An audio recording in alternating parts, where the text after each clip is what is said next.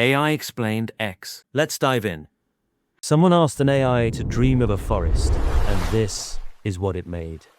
It's beautiful, it's bizarre, and yeah, it's completely fake.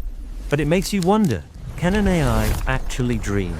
Or is it just a fancy calculator playing pretend? See, when we dream, it's happening during REM sleep.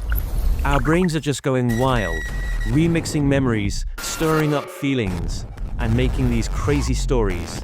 It's personal. AI doesn't sleep. It doesn't even snore. But back in 2015, Google stumbled onto something weird. They told an AI, find the dogs in this picture. But instead of finding them, it started making them. So, it wasn't a dream.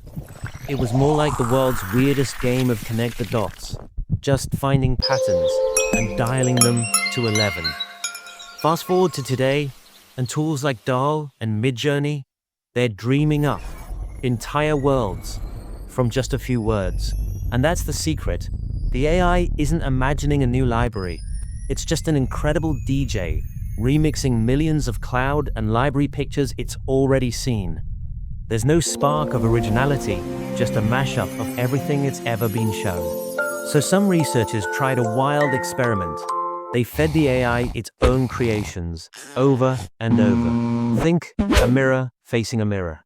And what you get is digital weirdness, total hallucinations, creatures that shouldn't exist in places that couldn't. But let's be clear, there's no mind behind the curtain, no feelings. It's just math going off the rails. So if an AI does dream, it's like a computer with a fever, a chaotic mess of data, not a window into a soul. Okay, but this is where it gets weird for us. You look at a piece of AI art, and you feel something. A poem hits you right in the gut. Get this. A 2024 study found people thought AI stories were more emotional than human ones, even when they knew a robot wrote it. So maybe AI doesn't dream, but it can sure make us dream. Of course, there's a dark side to all this. AI can invent lies, fake people, fake voices, fake events. We're talking deepfakes, fake news, digital ghosts that look and sound exactly real. That's why labeling this stuff isn't just helpful, it's critical. Part of what's so spooky is the black box. We can see the dream, but we have no idea what's going on inside the dreamer's head. A lot of the time, that magic just controlled chaos. Change one little number, the seed, and boom, a whole new universe. Is that real creativity? Or is it just rolling a million-sided die? Our dreams come from our lives. Its dreams come from a random number. But these digital daydreams, they're solving real-world problems.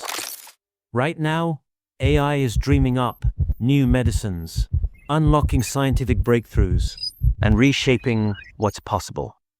And it's not just pictures. AI can dream in words. It'll write you a poem about a lonely star that actually makes you feel something.